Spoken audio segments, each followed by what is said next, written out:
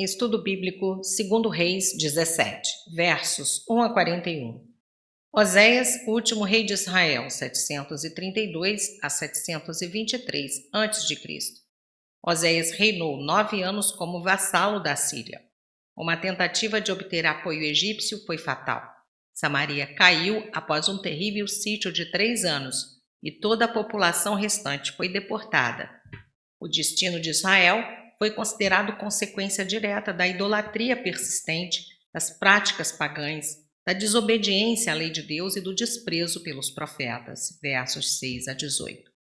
No decorrer de alguns anos, a Síria repovoou a região com outros grupos étnicos que haviam sido subjugados, cada um com sua própria religião.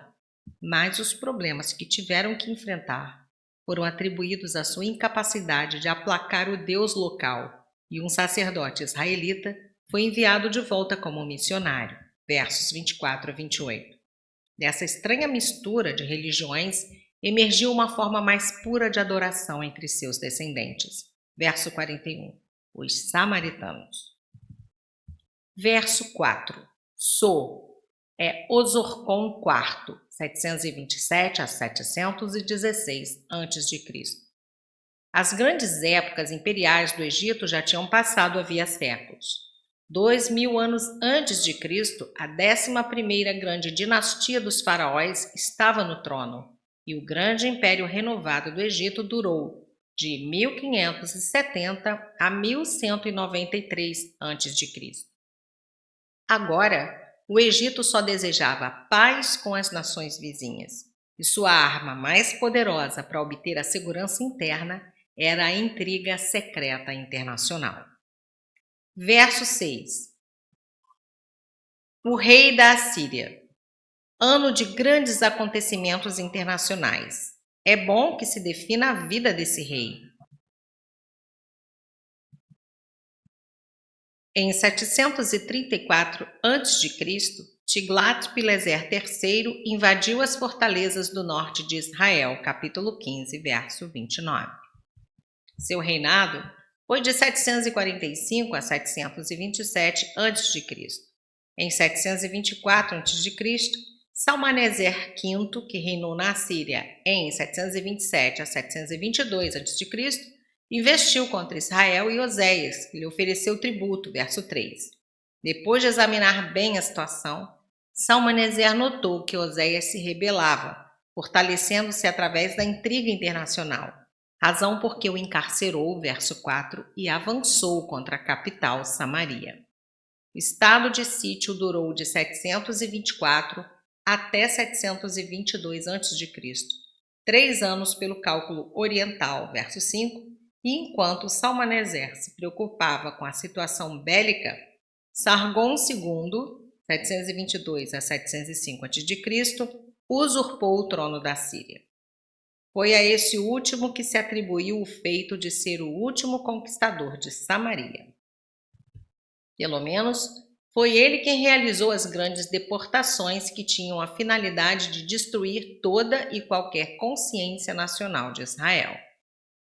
Versos 7 a 18, nota homilética. Aqui começa o epitáfio do reino de Israel e os versículos chaves de 1º e 2º Reis. Descreve a causa moral da queda e da destruição total do reino. A chave está no versículo 7. Deus, salvando seu povo da escravidão no Egito, quis ainda naquela contingência continuar sendo o salvador do seu povo.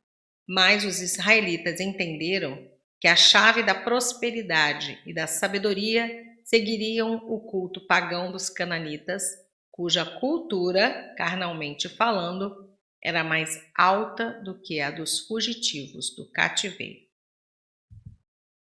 Os pormenores do paganismo são descritos nos versos 8 a 18. Tais atos se praticavam apesar dos mensageiros que Deus sempre enviou ao seu povo, verso 13. A ira de Deus, verso 11, inflamou-se sobremaneira ao serem recusados os seus mensageiros, versos 14 a 18. Daí a razão dessa severidade. Verso 17. Queimaram a seus filhos e as suas filhas. O holocausto de crianças é proibido em Deuteronômio 18, versos 10 e 11, como também toda forma de adivinhações. Verso 23. Como falara? Moisés já havia advertido o povo contra a desobediência à lei de Deus antes da entrada na terra de Canaã, Deuteronômio 28, versos 15 a 68. A Assíria já aplicara parte da punição prevista nos versículos 49 a 52 do seu discurso. As 10 tribos deportadas nunca mais voltaram para sua terra, embora eventualmente alguns indivíduos conseguissem voltar. Só agora, com início no ano de 1948 d.C., está se processando a restauração de Israel, porém somente pelos descendentes de judeus. Verso 24. O rei da Assíria trouxe. Salmaneser morreu durante ou logo após o cerco de Samaria, e Sargão II, 722 a 705 a.C., deve ter sido aquele que repovoou a terra depois da deportação de Israel. Esdras 4:2 indica que houve uma transplantação posterior sobre Esaradom, 681 a 668 a.C. Se essa primeira também foi sob Esaradom, então a terra deve ter permanecido despovoada pelo menos 41 anos. Repovoá-la logo após a queda de Samaria seria efetuar um programa sensato de produção para os cofres públicos. Gente de Cutá. Joséfo os identifica como os coceanos que viviam a nordeste de Suzã. Ava. A Iva, de 18, verso 34 e 19, verso 13, entre o Anã e o Habor, no Eufrates. Hamat, uma cidade da Síria, sobre o Orontes. Sevarfaim, Sifar, no Eufrates, acima da Babilônia. Samaria, primeira aplicação desse nome à terra de Israel. Verso 26. Um bom exemplo da maneira de pensar dos pagãos politeístas. Acreditavam eles que cada localidade tinha seus próprios deuses. Por isso, seria necessário aprender o culto local no território de Samaria, nome dado ao Reino do Norte, Israel, depois da deportação dos israelitas para evitar desgraça. Verso 27, um dos sacerdotes. Infelizmente, os próprios sacerdotes do norte não eram muito fiéis às tradições puramente israelitas. Isso se vê desde o início da separação das tribos, 1 Reis 12, versos 25 a 33. Aqui temos a origem histórica dos samaritanos mencionados nos evangelhos. João 4, versos 7 a 30, Lucas 10, versos 33 a 37.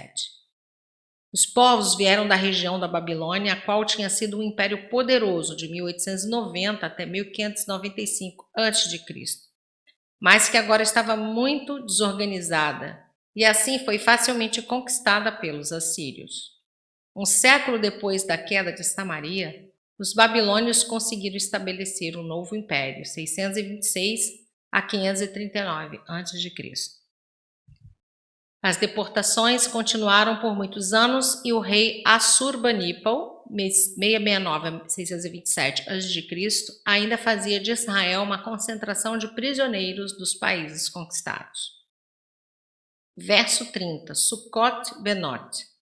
A palavra quer dizer tabernáculo das filhas, e é possível que fossem lugares de prostituição religiosa, ou talvez capelas de imagens.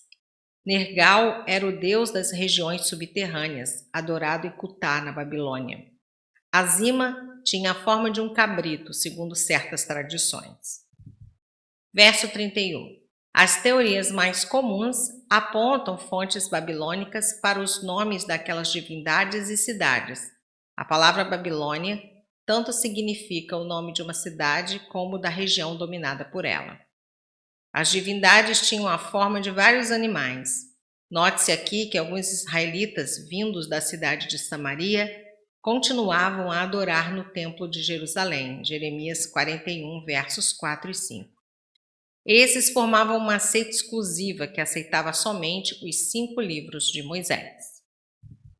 Verso 33, temiam o Senhor. Um temor impuro, uma vez que serviam aos seus próprios deuses como os israelitas anteriormente.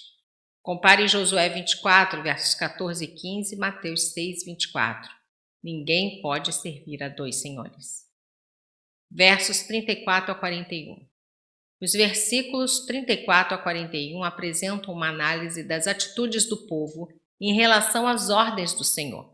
Os versículos 35 a 39 constituem uma longa citação emendando Êxodo 20, versos 5 e 7, 22, verso 1, 6, verso 6, 20, verso 23, Deuteronômio 4, 34, 5, verso 15, 13, verso 15, 28, verso 14, etc.